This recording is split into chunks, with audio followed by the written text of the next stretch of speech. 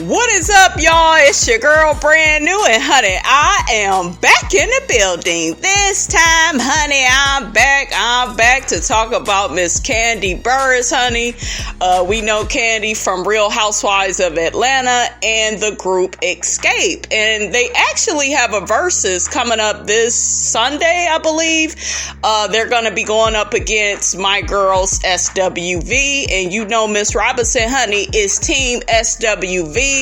I love Coco. Coco is my girl. I love her voice. No one sounds like Coco, honey. Okay? I love you, girl. Anyways, you guys, I wanted to talk to you all about Kandi Burruss and Wanya of Boyz II Men. Now, y'all know Kandi was asked, on an interview she was doing about how it was, working with Boyz II Men. And, she said that they was very difficult to work with. I'm like, no, not Boyz II Men, not One Sweet Day, not the people that sung the song Mama. I always looked at Boyz II Men as being these gentlemen, they're gentle giants, Sean was my favorite, honey. That's Sean Stockman, honey. He fine, honey. Wanya to me was the voice, of the group. I always admired and looked up to Boyz II Men. I like the deep guy too. What is his name? Mike. I think he out the group, honey. And then it's Nathan. I believe that's his name. He's the one that wears the glasses. So anyways, honey, I got wind of what Wanya said about Kandi. He was trying to drag her singing skills. I'm like, not the singing skills. Y'all know people be trying to say, Kandi can't sing all that good. You have to have an acquired taste for Kandi's voice. I like Kandi's voice. I do. I like some of her solo songs. I love the one song. What is it called? Fly Above. Y'all know she did that on Real Housewives of Atlanta. I love that song. And I love another song. I cannot think about it. I can't remember it right now. Okay, I can remember the song, Trade 'Em In. I love that song. Kandi Burruss is a wonderful songwriter, okay? So I think that, anybody she worked with, honey, she gonna make them sound good. We already seen what she did, for that non-talented ass Kim Zolciak, honey, okay? And tardy for the party goes hard, honey, okay? It really do. I like that song. But yeah, Kandi is just very talented, so I was just surprised that, Wanya went in on her the way he did. Now, at first, I ain't gonna lie, honey, Miss Robinson was getting her life, with what he was saying. But after a while, I'm like, didn't I hear somebody else say something bad about Boyz II Men and how they difficult to work with and they assholes? Oh, that person is Dallas Austin. We know Dallas Austin produced a lot of TLC records. He also produced the artist Sammy and just so many other people. He didn't work with Babyface. Dallas is that dude, okay? So for Dallas to say y'all ain't good to work with either and y'all got these bad egos, Boyz II Men, make it make sense. Everybody can't be lying, okay? So, you guys, I'm going to play the clip of Kandi stating her opinions on Boyz II Men. I will be in and out with my commentary. I hate to do it. Ain't no love lost. I mean, this is 100 years later, so it doesn't even matter. But yeah, I had a bad experience in the studio with Boyz II Men. Yeah. When you say bad, it's very. It was bad. They could sing, couldn't they? No, about the singing. It wasn't about the singing, Yeah, it was not the singing. What is it? Yeah, it was not the singing. What is it? Was it about the attitudes or what? We fell out after that. It was an issue. It was an issue. I don't think I ever been disrespected like that before studio in my life. It was crazy, really. But, at the end of the day, that was a long time ago.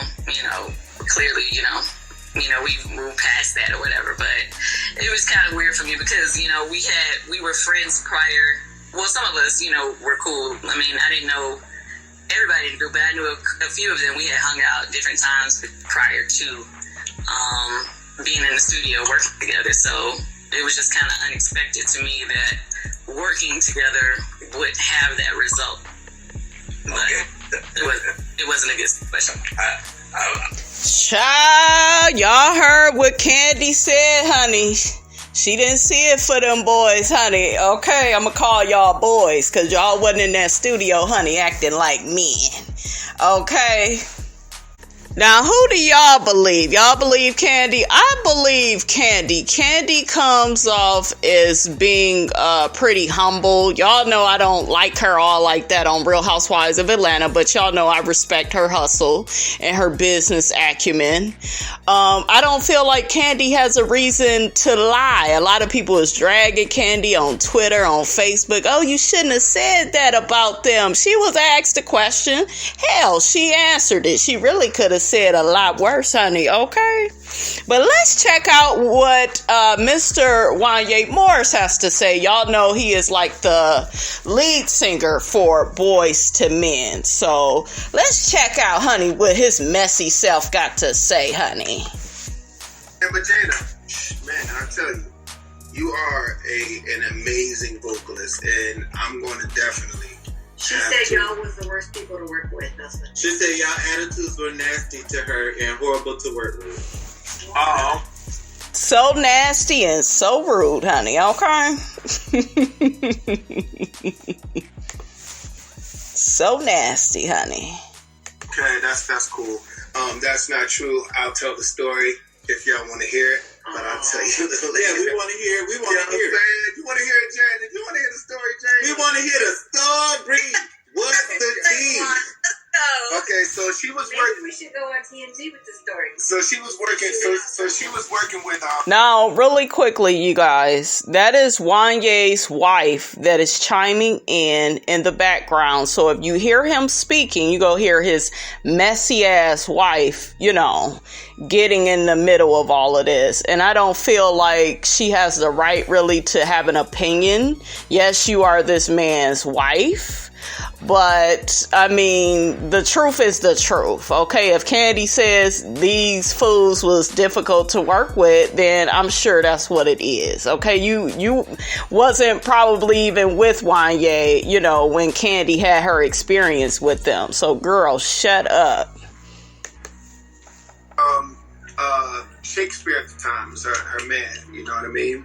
And we were writing a song, Good Guys. I believe it was Good Guys, yeah. Tell me why be the good guy. Tell me my credit, going to the side. Now, we're from the school and Jimmy Jam and Terry Lewis, they kind of taught us basically, this is how you work. If I write, you write, Petty, and Jana writes, we'll split it down the middle. You understand? Really doesn't matter lyrically. They said no, sell it to TMZ, get a check for it. I don't feel like that. That's not my thought process. I don't give a damn. We didn't even know how to do that. Exactly. Who cares? TLC? I love TLC. We write the song. We've been taught, you write it, you just split it down the middle. That way there's no discrepancies or whatever, blah, blah, blah, blah, blah, right? We finished the song, right? And once we finished the song, she started talking about splits. Now, the song wasn't actually finished, but she started talking about splits. Now, we from the old school. We from the, hey, you write a lyric, I write a lyric, if you don't write the full, you know what I'm saying? This is really about, just building this whole thing together. And she started talking about splits, so we sat there, we was like, splits? First of all, we didn't even finish singing the song yet. We didn't finish writing the song yet. Why would we talk about splits? I mean, well, because I came up with the hook. And I'm like, shit, and the hook is the major part of the song. It's like, I don't care what the hook is the major. We're like literally, like we've been in the game long enough to say, hold on a second. That's not how it worked. Now, that's how it became. We understand that's how it became, but we don't ride in that lane. You understand? We're in a whole nother thought process when it comes to creative, simply because that can be stagnating. It can stagnate the whole process. You know what I'm saying? So, we made a little bit of a stink. And it wasn't really crazy. It wasn't like, no, who you think you are, nothing like that. It was just like, look. Well, hell, from the way you are talking, sir, it seems like you are coming at Kandi in a who the hell are you? And then with the comments that he says next, where he gets to dragging her voice, you are being funny. You are being shady. Own your shade. Do you see what I'm saying? So a lot of people, you guys, are, taking a second look at old Boyz II Men and how, he responded to all of this. Then you got your messy wife saying her opinion as well. None of it makes you all look good at all. That's not how we work, and then from that point, it became a little bit, harder to work with her. You know what I'm saying? I think we did another song with Shakespeare that she was a part of. We recorded the songs. They went on the album. But to me, personally, I just, I could take her or leave her. Now, I think that she's a cool person. I think that, when I watch her on TV or whatnot, I think that she has very valid things to say. I think that she keeps things on a level when it comes to her personality. I have nothing bad to say about Kandi. It's just we work differently. And I try, we try to keep things on a 100% up and up, and be honest about everything that we do. So unfortunately, that just didn't turn out right. I didn't know that we were the worst to work with, but I mean, after TLC and Boyz II Men and a couple other people, she hasn't worked since, right? Like, do y'all see what I'm talking about? He was being shady. Kandi has also worked with Justin Timberlake, Destiny's Child, Whitney Houston, Mariah Carey, Da Brat. She has worked with a lot of people in the industry. So yes, she was with Escape and they broke up, but Kandi was making that money, honey, writing them damn songs. What was Boyz II Men doing? Because I saw a documentary, you guys, from the Impressive Channel. Shout out to the Impressive Channel. And you guys could go check out that documentary as well, where they began performing back up again. I guess this was some years ago. The music industry had changed. They took 2 to 3 years off, which they shouldn't. You don't really never see Beyonce doing that shit. You know what I'm saying? These guys really should have stayed, on their grind, but, they reached a certain pinnacle of success and felt like, hey, we want to sit back and enjoy the fruits of our labor. And they had every right to do that, maybe for a year, but you don't, just sit on your ass for 2 to 3 years, then come back to the industry. Of course, the industry has changed and you have to acclimate, to that. You have to make certain adjustments. So on that documentary, you guys, Wanya was talking about, man, we really had to humble ourselves and, we really went through it financially. But what I'm trying to point out to you guys is Kandi ain't worried about no money. Kandi got that Real Housewives of Atlanta money. She got her songwriting money. Okay.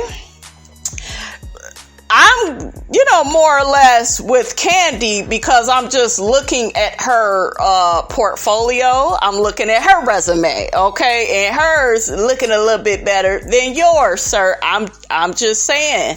And Kandi has a pretty decent attitude. You don't never really hear nobody saying nothing too bad about Kandi outside, of the women on Housewives. So I don't know what he talking about, honey, but Mr. Wanya, honey, you need to eat some of that humble pie, okay? Music-wise, she's just been doing like reunions with Escape. I mean, she's doing TV, which is awesome, but I haven't heard a song that I was like, yo, go Kandi, like I did when she was doing, the records for like TLC and those other records. Like, it's been a dormant season. And it's a dormant season for... It's been a dormant season for you all. What was your last hit? Okay, I'll wait. Okay, so, child, please. At first, I told y'all, I was kind of laughing at him at first, because you know how you see something and it's funny at first, and then when you get to hearing all the background, to the story, it's like, oh, this shit ain't really all that funny. It's kind of sad, okay? For a lot of artists of that time, because music has changed, and that's just what it is. But, she can't get on here and sing better than Jana Brown.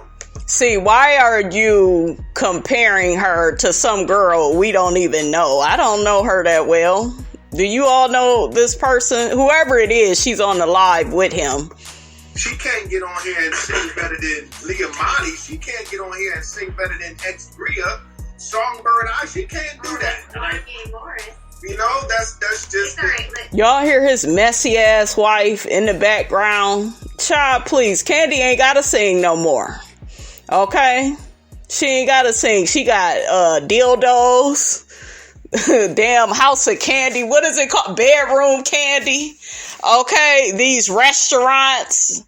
Child, you look a fool. Oh, I just see her doing little escape reunions. Child, at least she's doing them. Shit.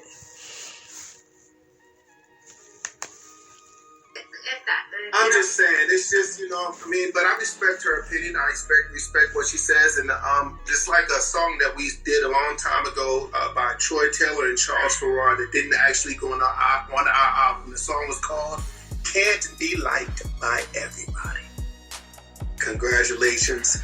That's the way I look at life. And maybe you guys were young, like now you guys are like the best to work with. You guys are so nice. I don't know. Hence the reason why we work with the best in the business. The Jimmy Jammers and Terry Lewis, the Babyfaces, the Diane Warrens, the Walter Afanasievs, the Mariah Careys.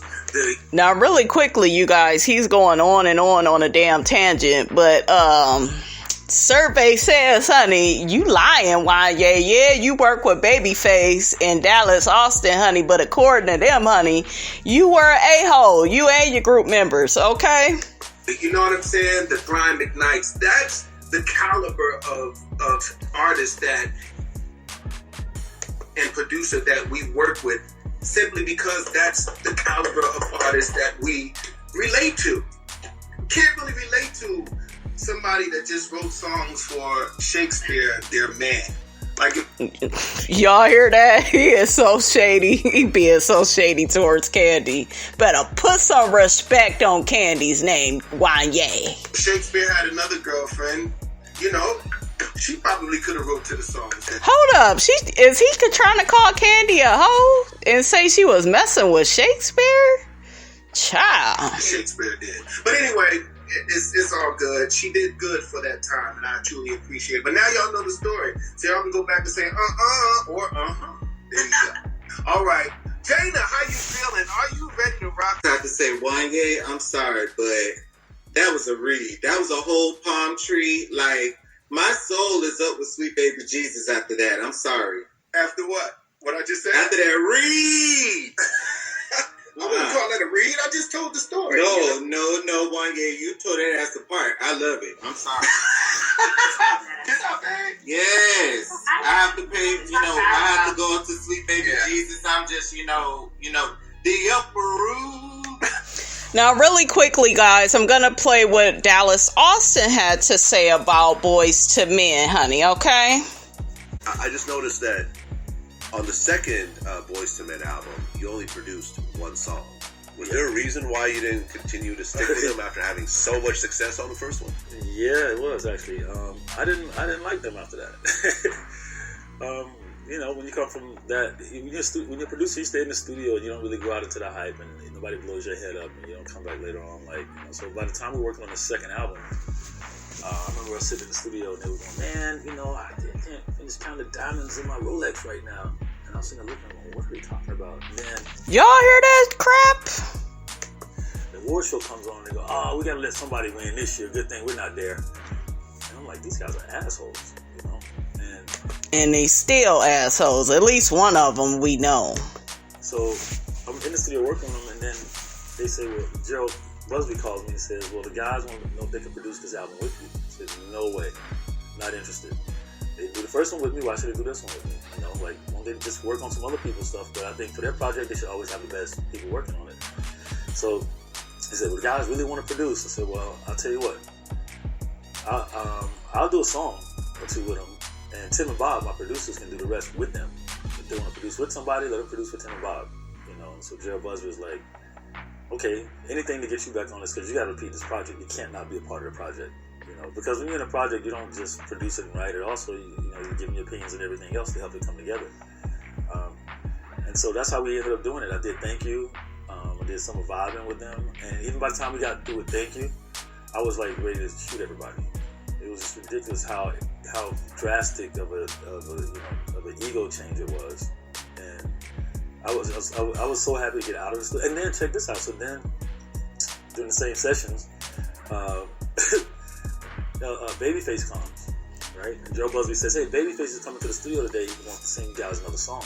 You know, why we got to work with Babyface? Well, why? Because you just had a big hit with End of the Road.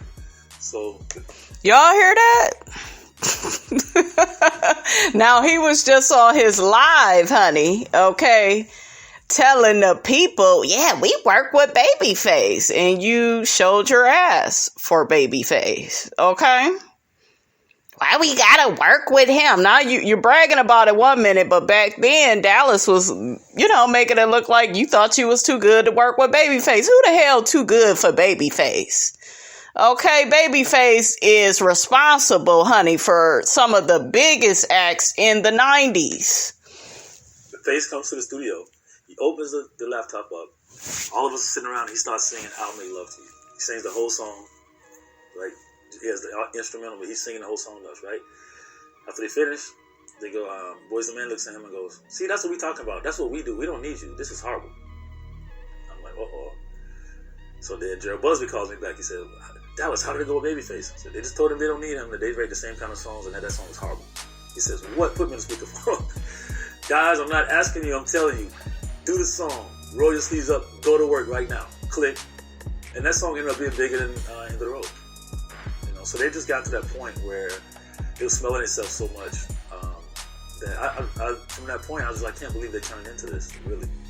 And it became really kind of disrespectful to people and just not nice. And I don't want to tolerate it. So, yeah, it shows. Because after that, I did that record. They were trying to get me to do the next one. I was like, no.